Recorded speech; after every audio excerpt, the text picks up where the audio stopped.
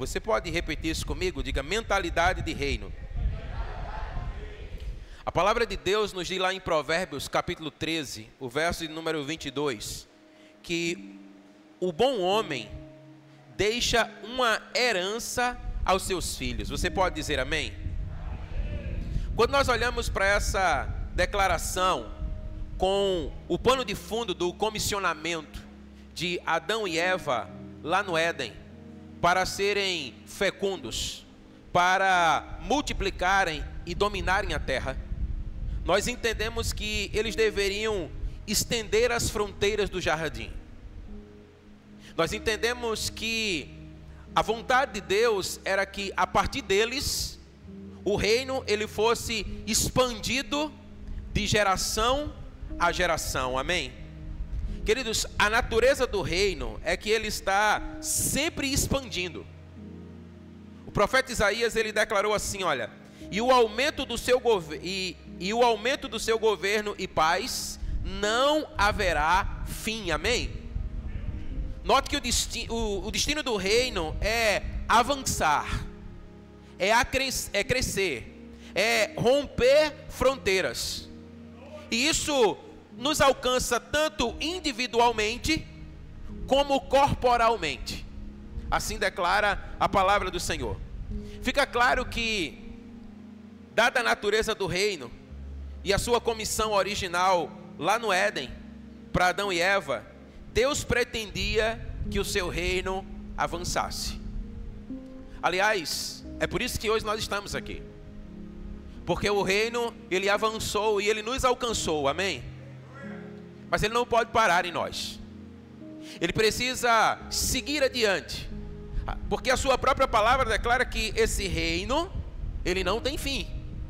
Mas esse reino, ele cresce, esse reino, ele avança.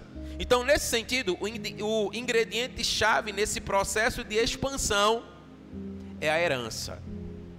A herança é o elo entre gerações.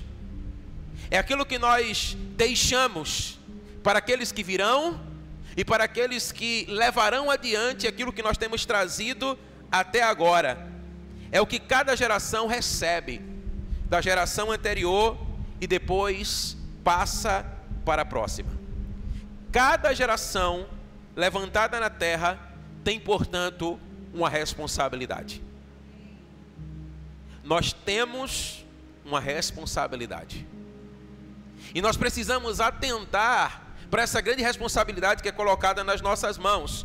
Isso nos obriga a agir com a consciência de que as nossas ações, elas afetam as gerações que vêm à frente de nós, amém? Então, é por essa razão que nessa manhã nós queremos refletir acerca da mentalidade de reino. O pastor Chris Valentin, ele diz: quando suas memórias são maiores do que os seus sonhos, você já está começando a morrer. Sabe, essa é uma expressão que deve nos levar à reflexão.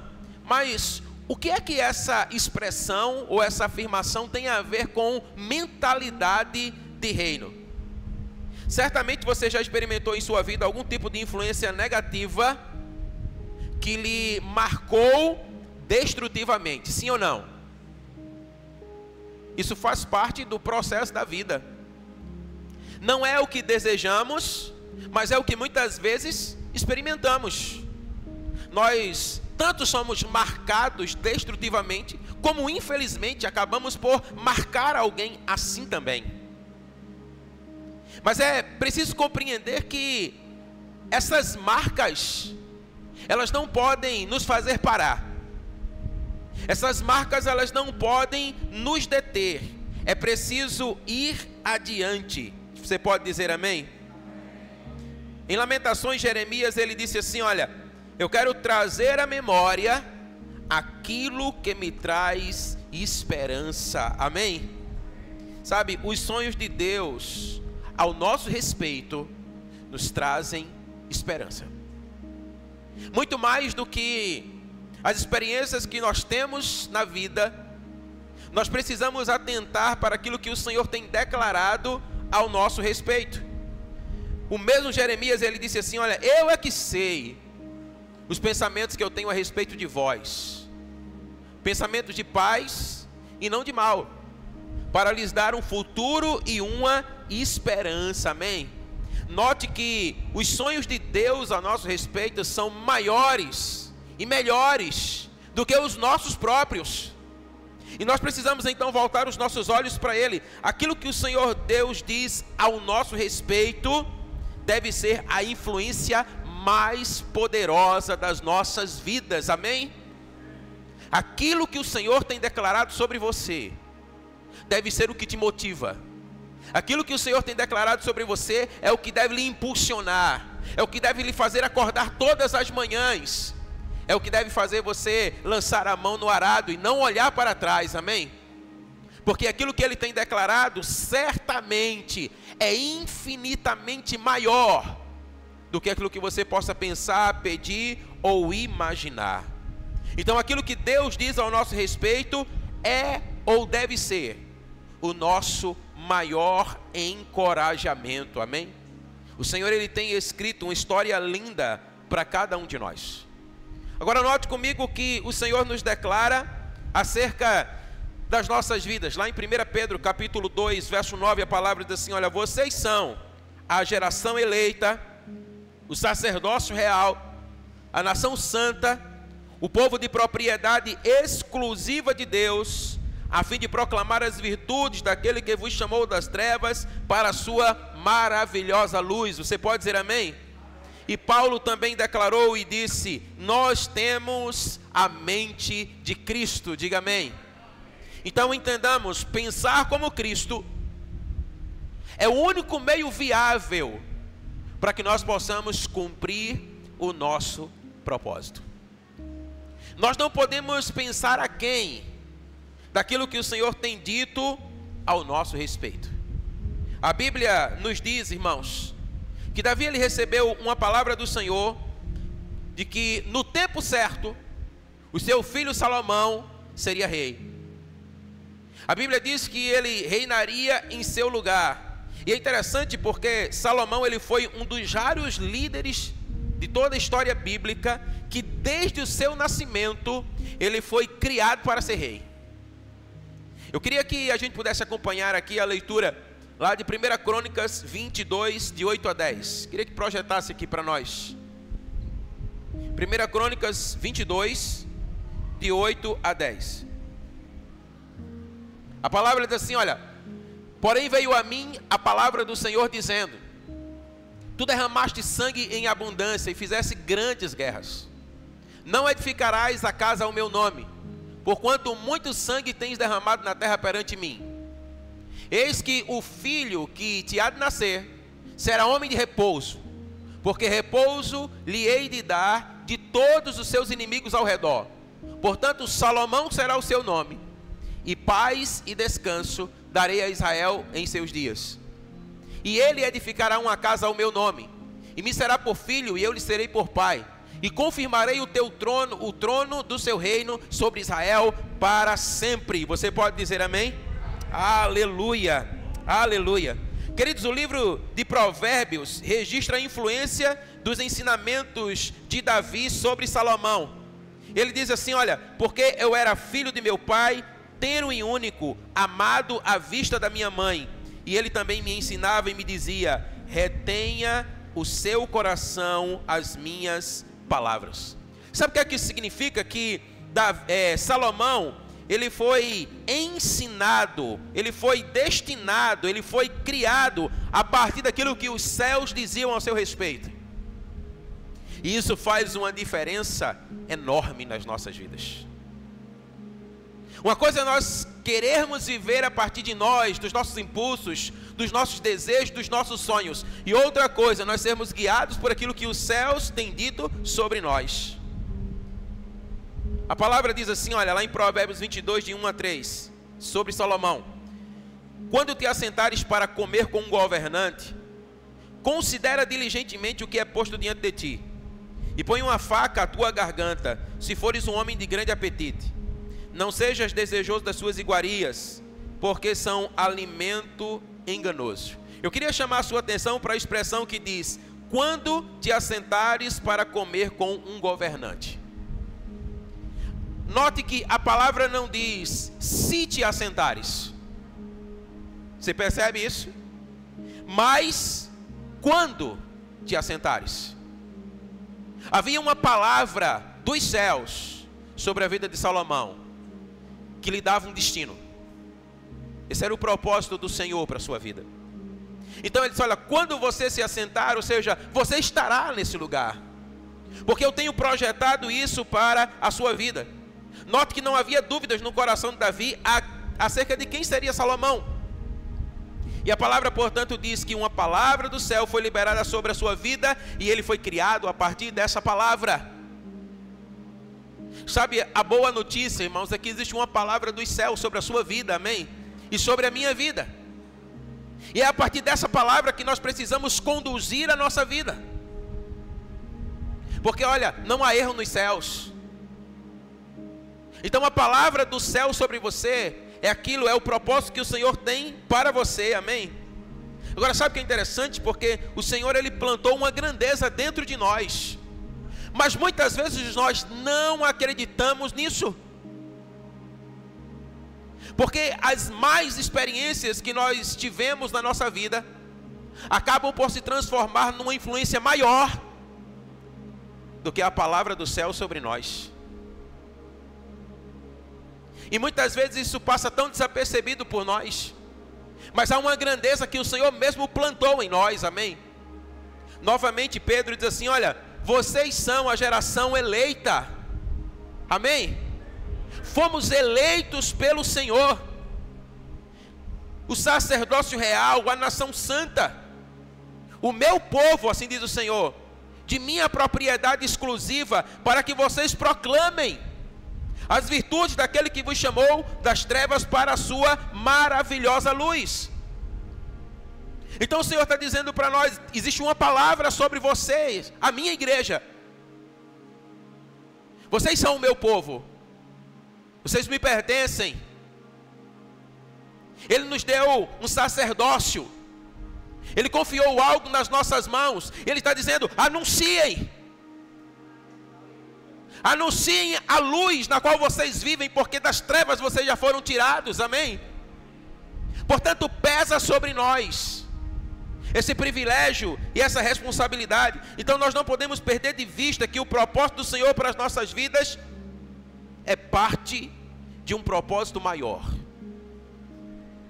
É parte de um propósito maior. O que Deus tem para nós não termina em nós. Nós não somos um fim em nós mesmos, mas nós somos um elo para a próxima geração, para que a próxima geração possa cumprir o seu propósito. Quando nós não entendemos isso, nós trabalhamos pelo nosso ministério. Nós trabalhamos para fazer crescer o nosso nome, o nosso reino. Mas o que deve ser expandido, o que deve avançar, é o reino de Deus. Amém? Ainda que Ele tenha chamado você para esse tempo, mas Ele chamou você e a mim, não para engrandecer o nosso nome, mas para que nós engrandecêssemos o único nome que deve ser engrandecido. E nós então devemos preparar o caminho para a próxima geração. Então nós não podemos perder de vista que o nosso chamado, ele é geracional, amém? O Senhor nos tem chamado para impulsionar outros, para apontar o destino de outros, para que o nome do Senhor, ele seja glorificado. Como é importante nós entendermos essa verdade, porque senão nós nos cansaremos, nos frustraremos e não cumpriremos o nosso propósito. Muitas vezes você nem tem noção daquilo que o Senhor está fazendo através de você. Agora pela manhã eu estava reencontrando o Christian aqui. Ele estava dizendo para mim: pastor, há 3 anos atrás eu estive pregando lá na igreja dele, E ele disse: você liberou uma palavra sobre a minha vida. Ali eu entendi que o Senhor me chamava para o ministério. E ele então começou a trilhar o seu caminho. E ele tem se preparado para isso, amém? Mas eu não tinha noção disso. Mas a verdade, irmãos, é que é assim que o reino, ele vai tomando o seu lugar. Então, o meu trabalho, o seu trabalho, é impulsionar outros, é levantar outros. E se eles se tornarem maiores do que nós, é assim que tem que ser, amém? O Senhor tem chamado um após outro, mas o nome do Senhor é que deve estar em evidência. O Bill Johnson, ele disse assim: olha, o teto de uma geração deve se tornar o chão para a próxima. Aleluia. Então aonde você chegou, irmão, é só o começo para aqueles que vão levar adiante aquilo que você trouxe, amém? E o nosso coração, ele deve se alegrar, ele deve ter contentamento, ele deve estar jubiloso por aquilo que o Senhor nos permitiu fazer e até onde Ele nos tem permitido chegar. A compreensão dessa verdade nos livra de nós mesmos, nos faz entender que nós não trabalhamos para tornar célebre o nosso nome, ministério ou denominação, mas nós trabalhamos para preparar o caminho para uma próxima geração que vai mais longe do que nós, amém? Que vai mais adiante do que nós. Esse é o nosso chamado, queridos. Essa é a missão que o Senhor tem confiado nas nossas mãos. Então, olha, essa compreensão nos faz entender que parte do nosso chamado é entregar as nossas vidas pelos outros. Mas se nós não entendermos isso, nós vamos querer que os outros entreguem as suas vidas por nós, para tornar o nosso nome grande, para tornar em evidência o nome da nossa igreja ou da nossa denominação. Mas o Senhor Jesus, ele disse: eu não vim para ser servido, amém? Mas eu vim para servir e para dar a minha vida em favor de muitos. Esse é o nosso chamado, queridos. Nós fomos chamados para dar a vida para que outros possam, sabe, ser impulsionados para o seu destino. Veja o exemplo da vida de Esther. Você conhece essa história? Ela foi rainha de um império pagão no Antigo Testamento, mas ela não nasceu em um contexto privilegiado. É interessante porque ela só se tornou quem foi porque o seu tio Mardoqueu a trouxe para o destino real. A verdade é que muitas vezes nós não sabemos a quem são aqueles que estão ao nosso lado, até que nós possamos impulsioná-los, para que eles possam se tornar aquilo que os céus têm declarado a seu respeito, amém? É verdade que ela se tornou uma rainha e a história de Israel, ela foi uma mulher que foi decisiva para a história de Israel. Porque, como você sabe, toda a nação de Israel, ela seria dizimada, mas pela sua intervenção, tudo se fez diferente. Mas para que ela intervisse, Mardoqueu teve que levantá-la, amém? Mardoqueu teve que levantá-la, sabe? A sua influência fez com que ela se destacasse entre todas as candidatas e rainhas. Ela impressionou os líderes da guarda do rei. Eu fico imaginando, como se ele dissesse assim: olha, que menina é essa? Havia algo nela, queridos, que a distinguia de todas as demais. E eu arrisco a dizer que isso não estava nela, mas estava naquele que a impulsionou, amém? Falamos muito sobre Esther, mas toda Esther precisa de um Mardoqueu. A palavra diz que nós vivemos entre tempos, e talvez exista um tempo de sermos Mardoqueus, um tempo de sermos Esther. O que nós precisamos é distinguir os tempos e sermos aquilo que Deus nos chamou para ser no tempo dele, amém? Então muitas vezes nós não sabemos quem é aquele que está ao nosso lado, mas nós precisamos impulsioná-lo. Aleluia. Esther ainda não estava pronta para se encontrar com o rei, mas a influência de Mardoqueu a preparou para se destacar durante o seu ano de preparação lá no harém do rei. A sua vida, ela pode fazer a diferença no destino eterno de toda uma geração. A sua influência pode marcar a vida de pessoas que têm um chamado da parte de Deus para mudar a história. Nós precisamos entender isso. Então olha, lá Esther, ela aprendeu os caminhos da realeza. E aqui nós aprendemos duas lições. Primeiro, esteja com pessoas que lhe impulsionem para o seu destino. Você pode dizer amém? Amém. Irmãos, nós devemos amar a todos indistintivamente, mas nós devemos selecionar aquelas pessoas que andam conosco. São pessoas que devem nos impulsionar para o nosso destino, amém? E a segunda lição que nós aprendemos aqui é: seja alguém que impulsione as pessoas para o seu destino. Amém?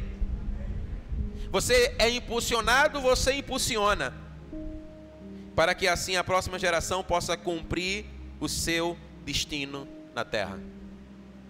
É por isso que nós estamos aqui.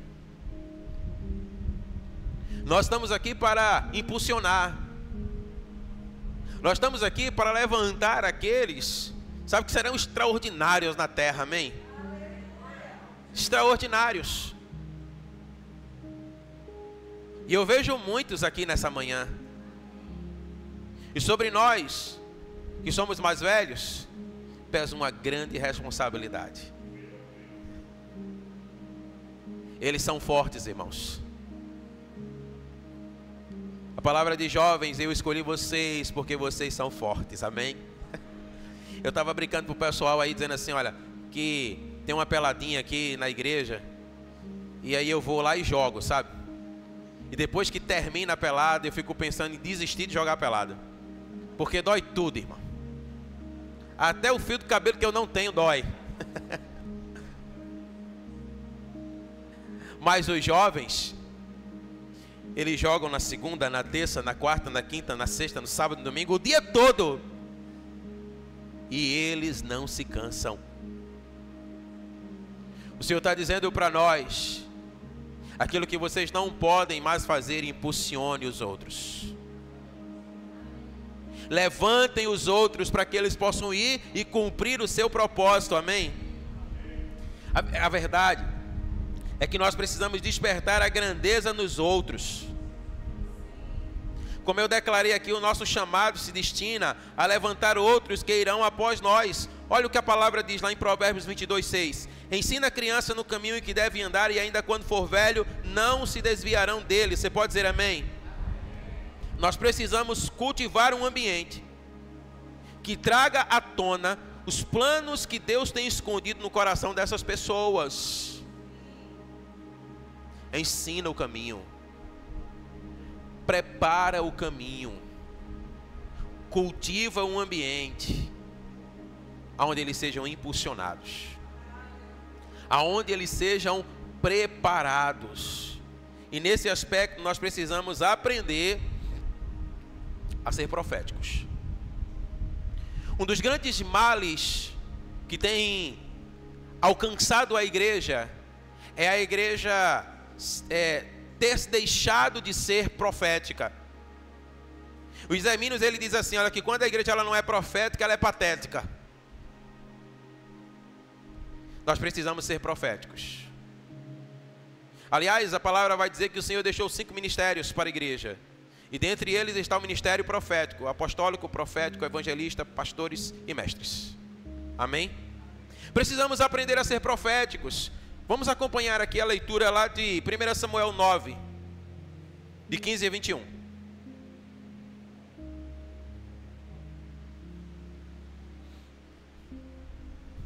A palavra diz assim, olha. Isso.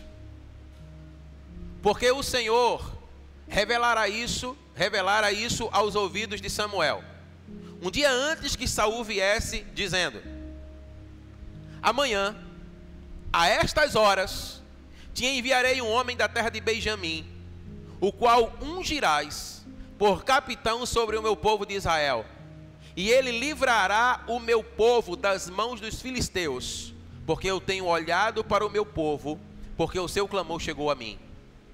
E quando Samuel viu Saul, o Senhor lhe respondeu: eis aqui o homem de quem eu falei, este dominará sobre o meu povo. E Saul se achegou a Samuel no meio da porta e disse: mostre-me, peço-te, onde está a casa do vidente. E Samuel respondeu a Saul e disse: eu sou o vidente. Sobe diante de mim ao alto e comei comigo hoje, e pela manhã eu te despedirei, tudo quanto está no teu coração eu te declararei. E quanto às jumentas que há 3 dias se perderam, não te ocupes o coração com elas, porque já se acharam, e para que quem é todo o desejo de Israel, porventura não é para ti e para toda a casa de teu pai? Então respondeu Saul e disse: porventura não sou eu filho de Benjamim, da menor das tribos de Israel, e a minha família é a menor de todas as famílias da tribo de Benjamim? Por que, pois, me falas com essas palavras? Diga amém. Irmãos, veja que coisa extraordinária. Você conhece a história. A Bíblia diz que Saul saiu em busca das jumentas de seu pai. Procurando e não achando-as, lhe veio a ideia: vamos à casa do vidente, que era o profeta. Certamente ele nos trará uma palavra, ele nos dirá onde encontrá-la. Mas antes disso, o Senhor aparece a quem? A Samuel, e diz: olha, amanhã, por essa mesma hora, chegará um homem à tua casa. Esse é o que eu tenho escolhido para dominar sobre todo o meu povo. Irmãos, que história extraordinária. Eu não sei se você vibra quando você lê uma história como essa. E aí quando Saul chega diante de Samuel, procurando pela jumenta do seu pai, diz assim: olha, vamos subir, vamos comer, e amanhã eu tenho algo para dizer, algo que está no teu coração. E quantas jumentas, Saul nem tinha falado nada ainda. Quantas jumentas, fica tranquilo, porque elas já foram achadas. Mas o que eu quero chamar a sua atenção é para o verso 19, quando Samuel ele diz a Saul que irá revelar tudo o que está no seu coração. Sabe o que é interessante? É que Saul ele não tinha ideia do que Samuel estava falando, irmão. Ele não tinha ideia alguma. Ele não entendeu que Samuel lhe havia recebido a missão de revelar a grandeza que o Senhor já havia plantado dentro do seu coração. Como eu declarei, existe uma grandeza dentro de nós, amém? Mas essa grandeza muitas vezes ela está oculta até de nós mesmos. E é por isso que nós precisamos aprender a ser proféticos, porque nós precisamos revelar aquilo que está no coração das pessoas, aquilo que o Senhor tem declarado sobre elas, amém? E Samuel disse: olha, vamos subir, vamos comer, e amanhã eu te revelarei tudo o que está no teu coração. Aleluia. Há tanta grandeza, irmãos, que está desapercebida no coração de tantos. E o Senhor nos tem chamado para revelá-las, para torná-las conhecidas. Agora veja o que acontece a seguir. 1 Samuel 10, de 1 a 6. Então tomou Samuel um vaso de azeite e o derramou sobre a cabeça e beijou e disse: porventura não te ungiu o Senhor por capitão sobre a sua herança? Apartando-te hoje de mim, acharás 2 homens junto ao sepulcro de Raquel, do termo de Benjamim, em Zelza, os quais te dirão: acharam-se as jumentas que foste buscar, e eis que já o teu pai deixou o negócio das jumentas, e anda aflito agora por causa de vós, dizendo: o que farei por meu filho? E quando dali passares mais adiante, e chegares ao carvalho de Tabor, ali te encontrarão 3 homens que vão subindo a Deus a Betel, um levando 3 cabritos, outro 3 bolos de pão e outro um odre de vinho. E perguntarão: como estás? E te darão 2 pães que tomarás das suas mãos. Então chegarás ao outeiro de Deus, onde está a guarnição dos filisteus, e há de ser, entrando ali na cidade, encontrarás um grupo de profetas que descem do alto e trazem diante de si saltérios e tambores e flautas e harpas, e eles estarão profetizando. E o Espírito do Senhor se apoderará de ti, e profetizarás com ele, e tornar-te-ás num outro homem. Você pode dizer amém? Aleluia. Sabe, queridos, o que me chama a atenção aqui é que a cultura profética que Saul encontrou o transformou em um outro homem. Agora note, ele não foi transformado em um homem diferente, mas ele foi de volta ao homem original que foi destinado para ser. Nós precisamos levantar na terra, outra vez, uma cultura profética, que vai revelar aquilo que Deus tem plantado no coração das pessoas, e que vai trazê-las à tona. Eu me lembro agora que eu me converti aos 10 anos, e aos 11 anos, tinha um rapaz que ele me levava para a igreja, porque os meus pais não eram convertidos, e eu não poderia ir só. E assim, ele tinha uma deficiência mental. Tinha hora que ele estava bem, tinha hora que ele surtava. E uma vez, quando nós estávamos indo para a igreja, vinha um grupo de pessoas que estavam vindo da igreja. E ele olhou para as pessoas, apontou para mim e disse assim: está aqui alguém que será um futuro pastor.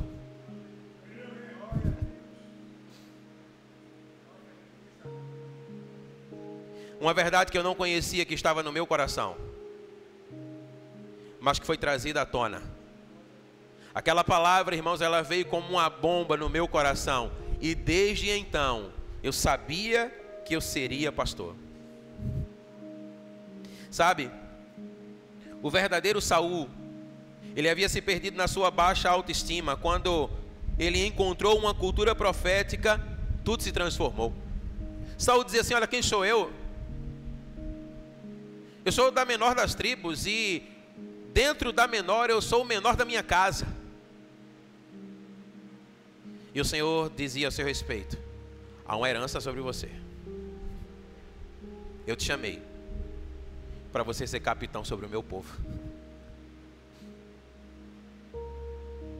Pode ter certeza que aquilo que Deus tem para você é muito maior, irmãos, do que aquilo que você possa imaginar. E aí nós precisamos de profetas nessa terra, profetas que têm o coração do Pai. Irmãos, eu fico imaginando esse Samuel, ele não era brincadeira não. Você já parou para notar a riqueza de detalhes? Você vai encontrar assim e assim, vai fazer assim, assim e tal. Uma coisa extraordinária. E certamente tudo aquilo que ia acontecendo vinha à mente de Saul, exatamente como ele falou. Exatamente como ele falou. E talvez ele possa até ter pensado assim: olha, eu nem estou acreditando tanto que isso está sobre mim. Mas você não erra uma. Então eu estou aqui. E a palavra diz, você sabe que ele foi ungido como capitão, como rei de Israel. Nós somos chamados, irmãos, para sermos como Samuel para os Saús da nossa geração. Você pode dizer amém? Existem muitos Saús aí fora que precisam encontrar você, a mim, para que nós possamos destiná-los para o seu propósito. Nós precisamos trazer à existência a grandeza nas nossas casas, nas nossas famílias. E aí eu quero chamar a sua atenção para nessa hora, sabe, pastor, pastora, líder, mas principalmente para você, pastor e pastora. Deus deseja que as nossas casas sejam como palácios onde os nossos filhos são chamados, treinados e equipados para andarem no seu destino profético, amém? Isso não tem a ver, irmão, com suntuosidade. Isso tem a ver com o ambiente. Eu sei que você sabe disso e eu também sei, mas muitas vezes nós insistimos em errar A nossa maior responsabilidade, o maior ministério que o Senhor confiou em nossas mãos está na nossa casa. Os nossos filhos é o que há de mais precioso que o Senhor colocou nas nossas mãos. Então entendamos, olha, a igreja pertence ao Senhor, amém? A noiva é do noivo.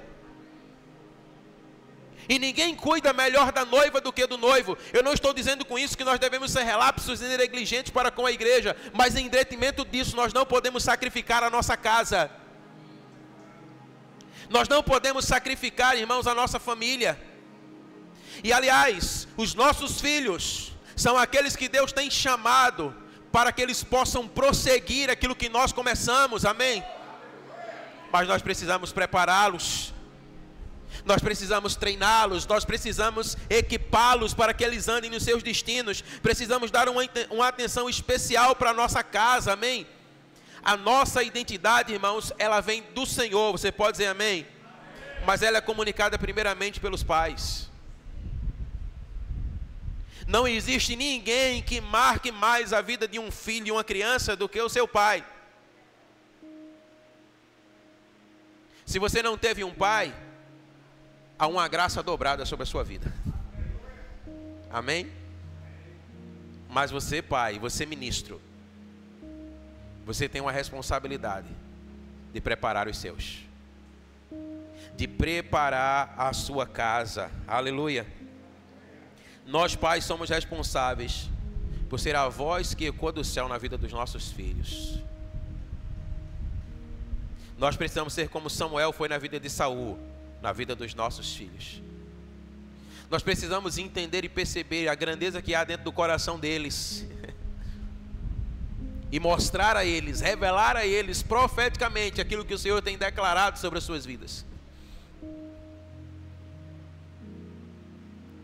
Eles são o melhor que o Senhor nos deu, irmãos. Sabe, não se desgaste tanto pelo ministério e menos pela sua casa. Invista mais na sua casa. Assim como Davi ordenou Salomão para o seu destino, nós devemos fazer o mesmo com os nossos filhos. Você sabe que Davi teve muitos filhos, mas o único que ele ordenou foi aquele que cumpriu o seu propósito.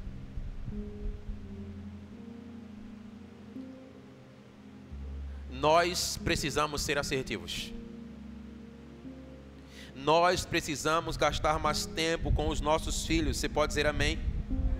Nós precisamos verdadeiramente ensiná-los no caminho em que eles devem andar. Eles são a nossa maior responsabilidade. Dê tempo aos seus filhos. Dê tempo à sua casa. Dê tempo à sua família. Ontem a Bânia quando a gente estava voltando do trabalho, ela estava compartilhando comigo de alguns momentos que muitas vezes nós temos em família.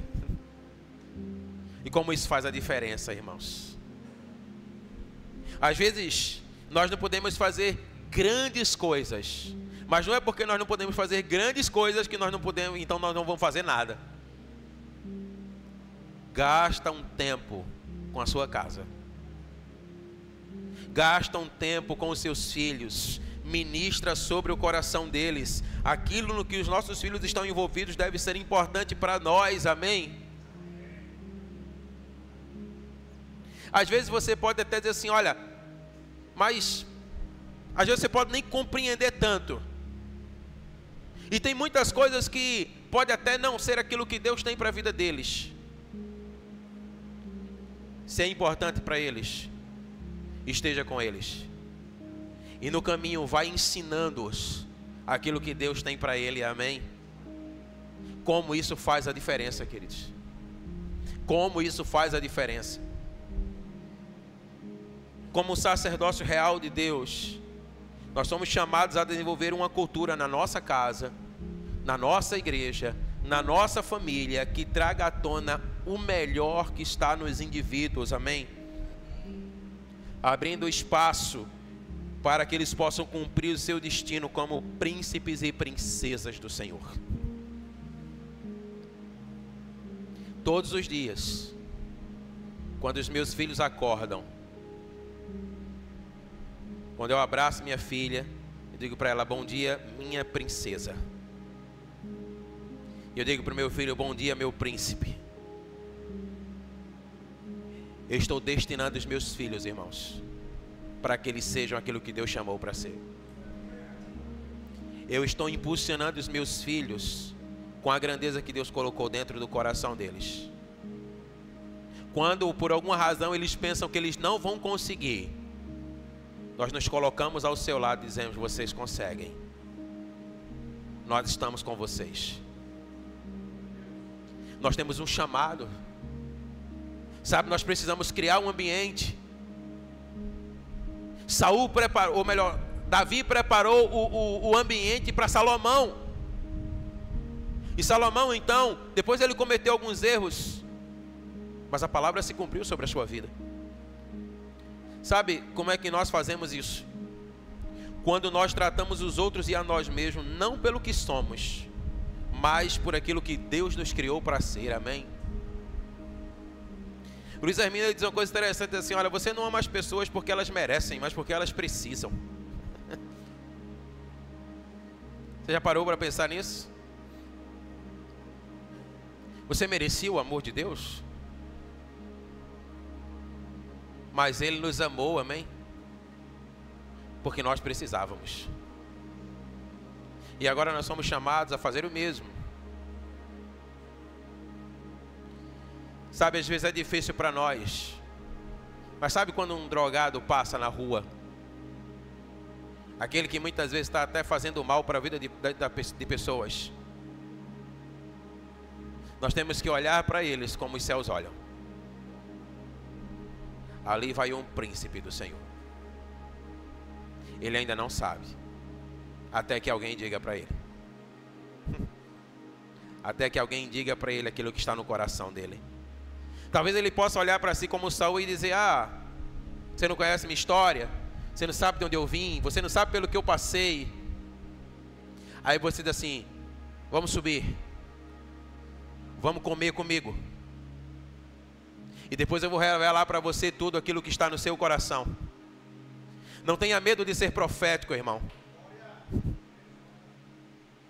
O Espírito Santo de Deus, Ele está em você, amém? Confie nele. Ele não erra. Então nós precisamos aprender a depender deles. O problema é que parece que nós aprendemos a fazer e nós confiamos mais em nós do que neles. É por isso que nós precisamos resgatar o profético, porque o profético não tem a ver conosco. Mas quando nós dependemos dele, sabe, ele vem. Agora imagina comigo, veja como Deus se relaciona com Samuel. Você já parou para notar que nós estamos muito mais à frente do que Samuel, irmãos? Por esses dias eu estava vendo uma palavra de Luiz Hermínio dizendo assim: rapaz, eu tenho que conhecer esses caras quando eu chegar lá no céu. Diz: Davi, como é que é esse negócio? Porque olha, você foi o que foi, mas Deus tinha uma queda por você. Porque olha, irmãos, vamos falar sério. Parece que Davi pecou mais do que a gente, não é verdade?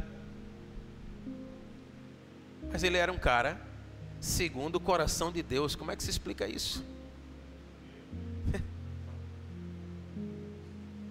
Deus chega para Noé e diz assim: ei Noé, constrói uma arca. Uma palavra, 100 anos de trabalho. Irmãos, isso é extraordinário demais. Sabe o que é você acordar dia após dia sem ver uma gota de orvalho do céu caindo como se fosse uma chuva? E você está trabalhando por uma única palavra que você recebeu, sem você estar vendo nada daquilo se cumprir, mas eu tenho uma palavra e eu trabalho pela palavra dos céus. Abraão, me dá o teu filho, cara. Esse filho que você ama, o melhor que eu dei para você. Senhor, é o meu filho que você quer, então é o meu filho que eu dou. Vamos preparar o altar e vamos sacrificar o menino.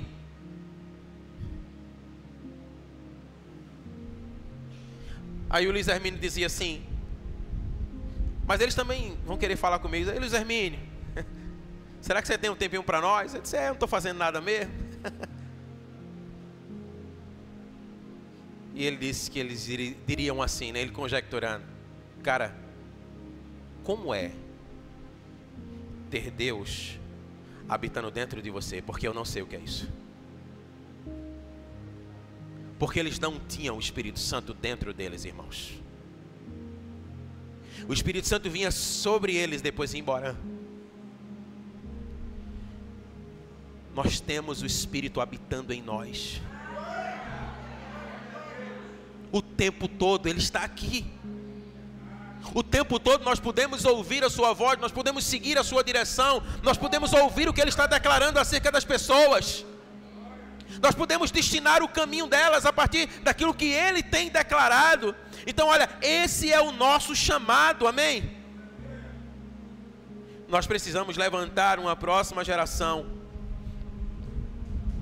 E uma última consideração que eu quero fazer aqui nessa manhã é o entendimento de que nós não podemos deixar de avançar preparando o caminho para a próxima geração. Bota aí para nós Lucas 11, a partir do verso 24.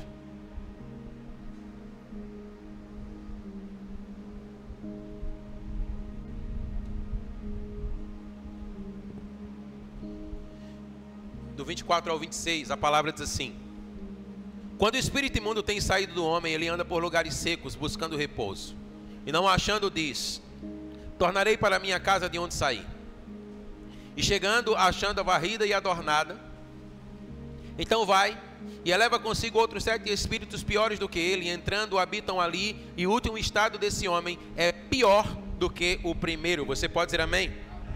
Nós conhecemos essa palavra e esse princípio, embora ele esteja sendo ensinado aqui em relação a uma pessoa, ele pode ser muito bem aplicado a grupos e também a regiões.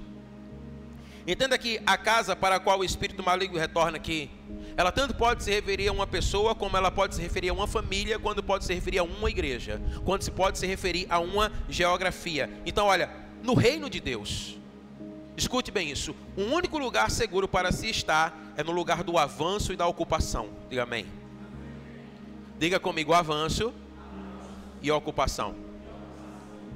Sabe, muitas vezes nós trabalhamos para chegar num determinado patamar, e quando nós chegamos, descansamos. Avance. O único lugar seguro, irmãos, é avanço e ocupação.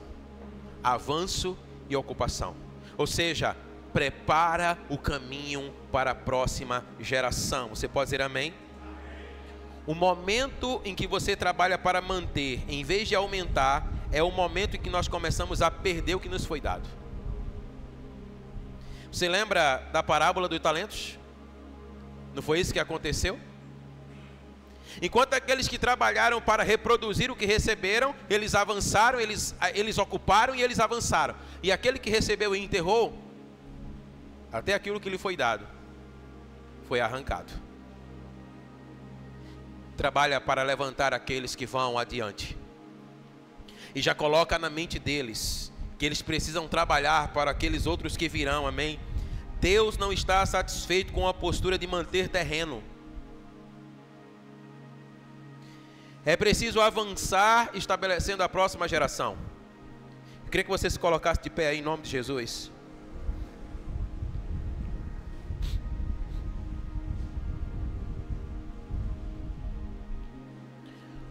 O Salmo 145, verso 4 diz assim, olha: uma geração contará a outra geração os grandes feitos do Senhor, amém? Uma geração contará a outra geração os grandes feitos do Senhor. Esse é o nosso chamado. Esse é o nosso chamado. Muitas vezes, como eu já declarei, não sabemos quem eles serão, até o Espírito nos revelar o que está no coração deles. Nós vamos estar adorando ao Senhor, mas eu queria chamar você que é essa próxima geração que vai estar sendo levantada, você que tem aí de 30 anos para baixo, essa é a hora do momento da revelação. Queria que você viesse aqui para frente. Vem para cá em nome de Jesus, todos vocês.